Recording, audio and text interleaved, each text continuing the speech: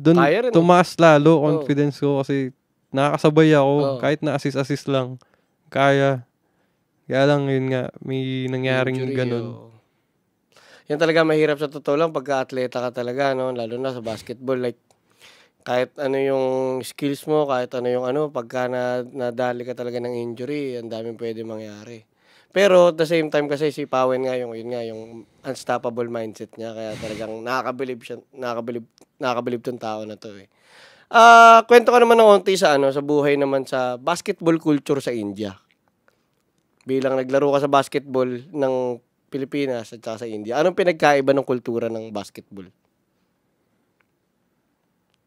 Dito kasi talaga solid kasi kahit saan eh. Ball is life dito. Grabe kasi dito, talagang kanto, puno, garahe, Oo. kwarto, may court pa. Matindi yung ano dito. Talagang iba eh. Iba sa India, talagang court lang. Yung court tas ang lalayo, kumbaga sa city namin nun.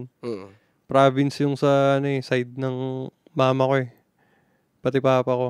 Layo, parang babiyahe ka pa ng yung pinaka main na court parang 1 hour bago yung court. Diyos ko. Ay, may court sa amin, kaso sa loob ng school yun eh. So, Hindi rin pwede. parang hindi ko alam anong araw ka lang makakapasok. Pero yung pinaka-court, ganun kalayo. Dito, iba talaga dito. Dito kahit saan ka lang eh. Tsaka makakahanap ka ng tropa kahit di mo makalaro mo lang eh. Tawag dito, ano naman,